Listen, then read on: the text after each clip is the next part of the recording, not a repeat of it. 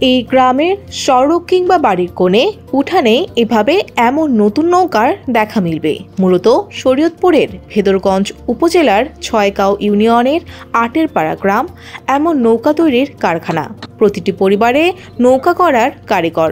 ২০০ বছরের ইতিহাস ধারণ করে তাদের জীবিকার মূল উৎস নৌকা তৈরি ও বিক্রি। আমরা যখন ছোটকাল থেকে বড় হয়েছি, আমরা সবসময় দেখি যে এখানে আমাদের গ্রামে বিভিন্ন ধরনের নৌকা এখান থেকে সবকিছু তৈরি হয়, তো এখান থেকে বিক্রিও হয়। তো এটা মনে করেন যে ধাপে ধাপে আমাদের এখান থেকে বিলীন হয়ে যাচ্ছে, আস্তে আস্তে কমে যাচ্ছে। আমি ছোটকাল থেকে দেখে আসছি, এর আগে আমার বাপ দাদারা ওনাদের থেকে এখান থেকে চলতেছে। আমার বাবা মায়ের সবাই এই কাজই করতো, বাবা, বড় ভাই, বড় সবাই।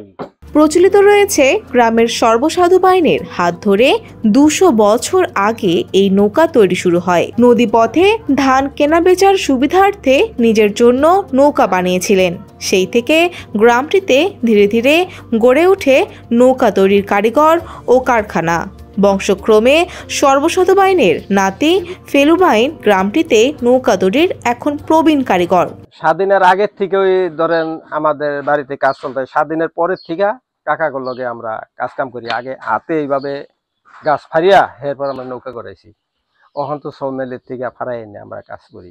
১০০ বছরের উপরে হবে এই পেশাটা। আমার এই দাদার আমলের থেকে, কাকার আমলের থেকে আমরা ধরে রাখছি জিনিসটা। নদী ও খালবিল ভরাট হয়ে যাওয়ায় ভাটা পড়েছে এ পেশায়। খরচের তুলনায় লাভ কম।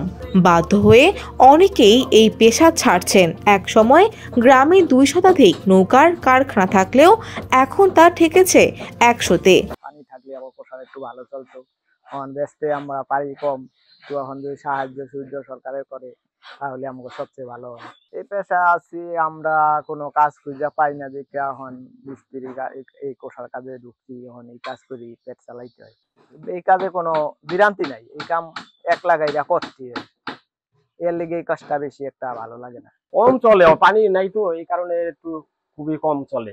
সব রকম সহযোগিতার আশ্বাস দিলেন উপজেলা নির্বাহী অফিসার। দীর্ঘকাল ধরে এই কাঠ শিল্পের এই কাজটা চলমান। আমরা খোঁজ খবর নিয়ে এই শিল্পটাকে যাতে আরো এগিয়ে নেওয়া যাওয়া যায় এবং এই শিল্পের সাথে যুক্ত যে শিল্পী, শ্রমিক বা যারা আছেন তারা যাতে আরো স্বাচ্ছন্দ্যে যাতে তাদের কাজটা এগিয়ে নিতে পারে, আমরা খোঁজ খবর নিয়ে তাদের সহযোগিতা করার যদি ক্ষেত্র থাকে, আমরা উপজেলা প্রশাসন থেকে আমরা সর্বাত্মক তাদের সহযোগিতা করব। কারো পেশা, কারো ঐতিহ্য, সব মিলিয়ে নৌকা এখানে শুধু একটি পণ্য নয়, বরং জীবন ধারণের অবলম্বন।